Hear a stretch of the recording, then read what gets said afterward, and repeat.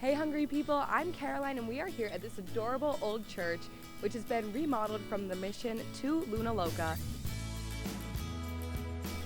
Follow me to go talk to the executive chef inside.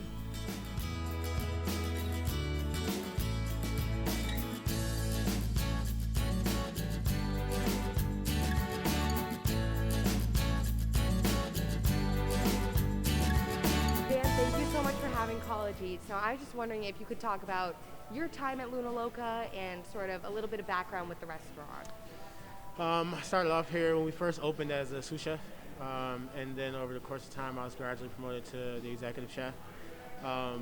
It's been great here. I think we took something that was a standing place in Syracuse as a whole from the Mission, and we took on the concept of that and the challenge of meeting the expectation that came with what the Mission offered as Mexican food and turned into a Tex-Mex, which is more of a fusion cuisine from California. So it's Mexican food with our own little twist. And it's been great. I think it's been really received by guests and a lot of the people that are coming in the diner identifying the difference, the open space, not just the decor, but the food as well.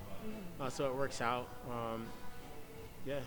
Yeah, and I mean, you can just tell like the vibes in this place are absolutely so fun to be around, as is the food. Now, speaking of the food though, do you have like a favorite dish in mind, like that you like to make, one of your go-tos? Yeah, one of my favorites is our corn battered mahi.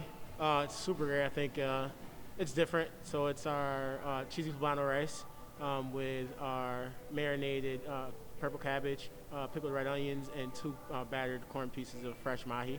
And then with some pineapple salsa also to come out, trying to a little bit of an ode to the Mexican, but now we're also bringing in that Tex-Mex fusion side of it and that aspect of it. I think it really exemplifies who we are here at Luna Loca.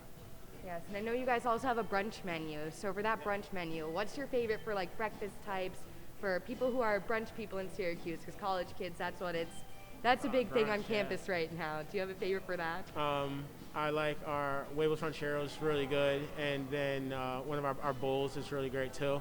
It's chorizo, cilantro lime hollandaise, and poached eggs on top of our hash browns, which is like where our hash browns take on hash browns, which is really great. It's filling. I like the proteins and the carbs that come with it, and it's a nice, good hangover food. I know it sounds really bad, but it's really something you can just eat and enjoy and get full off of, and doesn't weigh you down. So it's one of the best for me. Yeah, and so now you reopened over the summer, correct? Did you guys remodel? Yep, so we remodeled over the summer, transitioned over from the Mission, and then now we probably gave about a month or so for our students to come back, give us enough time to actually nail down a lot of the recipes, training, and get situated and set up so that we're putting our best foot forward for one of our most important crowds, I think, in Syracuse, is our college student foundation overall. So it works out. Yes, and how has business been since you guys remodeled and reopened with this new look? It's actually been relatively good. We're getting a lot of compliments, a lot of the acoustics. People are coming in, so it allows an opportunity for them to really see what an open space could look like. And we're still in the process of trying to shake the old name. And it's coming around. I think that as more people come down and enjoy the food and actually get a chance to experience it, we'll actually take off a little bit more. So that's where we're at. Yeah, that's really great. And now since the pandemic and getting back in business as a whole as like a chef, what have you noticed, any like big changes or things that you guys have been doing differently that has worked, that hasn't worked, just anything that you guys have changed since, everything's gone on these past years? Overall, as a chef, I think I can notice in the industry itself has been the ability to maintain great help and people and staff that want to learn. I think it's hard when you come from an industry that hasn't been driven by the employee as it is now. The pandemic has really allowed for us to grab hold on that. And working for Ryan and Leanne, they're great owners, so people actually gravitate towards working for them. And it's a family environment, and I think that's often lacked and missing in a lot of the things that we do have going on here. Not here, but like overall in the industry. And it works out. We have some people that are willing to learn. They want to know how to not just cook food, but also understand like the administrative side of it, and the ability to grow now. The pandemic has been difficult on restaurants as a whole and small restaurants, and the restaurant industry itself actually took a huge hit. Feeling that most of us are in this industry to please people, right? And then when you remove that aspect of it, now you're moving jobs across the board. So for Ryan Leanne, one, to maintain being open with Oh My Darling and the Fits, and then to follow up with opening another restaurant to give jobs and opportunities to people that are misplaced kitchen homes. It works out and it's great. And then, quite honestly, I came back up from Florida for them. I was executive chef down there. They let me know they were opening a place, and I jumped at the opportunity to come back and work for them. And it speaks a lot. So. I mean, that is really great to hear. What a great environment it is to be here. I mean, it looks like a great environment. It has great food, so that's wonderful to hear. And do you have a favorite part about working here? I was say the staff and work for Ryan and Leanne. I think we've built a family, and we'll continue to grow on that, and the ability kind of to just showcase what these guys' individual talents are, and they give us an opportunity kind of to do what we need to do to be successful. And that's really it. I mean, and the history behind it. You know, we are part of the Underground Railroad, which is super dope. I think, and being able to have that as a focal point and building off that with not only staff but with guests that come in, it's great. Well, thank you so much for chatting with us today. It's been great getting to know you. Luna Loca, it is a local restaurant here on Onondaga Street, and it's been a really great chatting with you. Thank you so much for coming in today. All right, well, Chef Jan just brought out his favorite, the mahi mahi dish. I'm super excited to dig into this, and it's gonna be really great. All right, we are looking at some pineapple salsa, some rice. We've got some cabbage in here with the mahi mahi, a nice slice of lime. And I mean, this is just a colorful, bright, and fun dish that is absolutely delicious. I'm so happy to be eating this right now. All right, we've had a great time learning more about Luna Loca and trying some of their food. Now we're gonna head to the kitchen.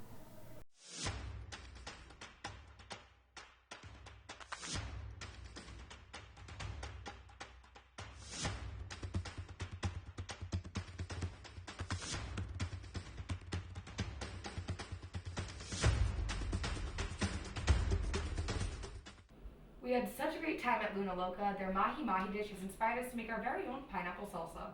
And so what we have for our pineapple salsa, we have some chips, of course, to dip them in. We have a red bell pepper, a red onion, a lime, some chopped pineapple, and some salt.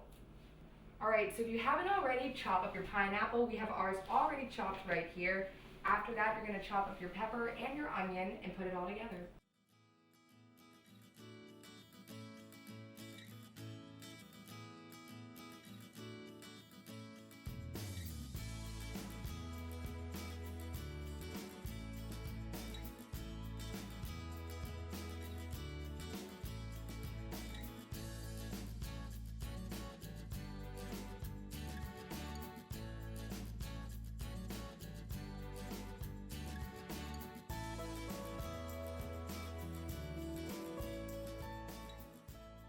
All right, next we're gonna add a little bit of lime and also a sprinkle of salt. If you wanted to, you could add jalapeno to spice things up a little bit, and you could also add cilantro. Now, Jacob, are you or are you not a cilantro fan? I know it's a little weird, people love cilantro and everything, but I'm one of those people where like cilantro tastes like soap. I know it's an actual thing that people have, so I'm glad we're not doing cilantro, because personally I want to try this dish. The colors look amazing, so I'm glad. And on the jalapeno, do you like to spice things up in life? I always like to spice things up in every aspect of my life, especially my food. So, Okay. I mean, normally I would add some jalapeno. Today we're not gonna do that, but if you want to, you're more than welcome.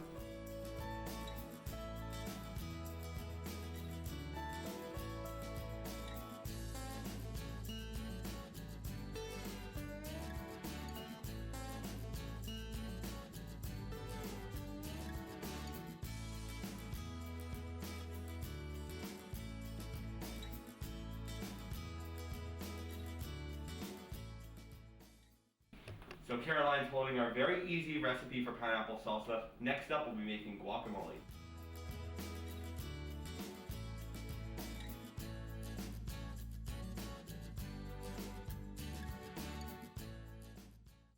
Hi guys, I'm Blair, and I'm making guacamole with Caroline.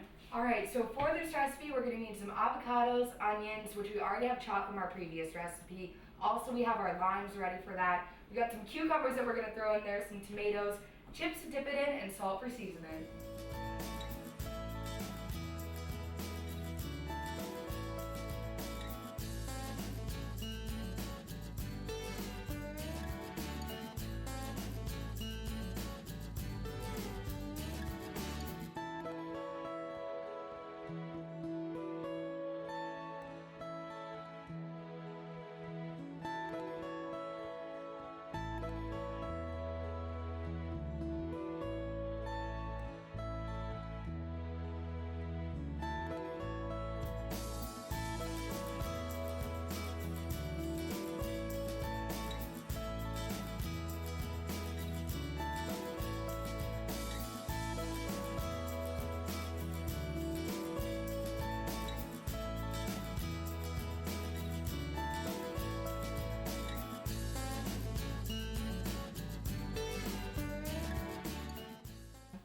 All right, next we're gonna chop our tomato, we're gonna put it in here, and then we're gonna add everything else and mix it all together.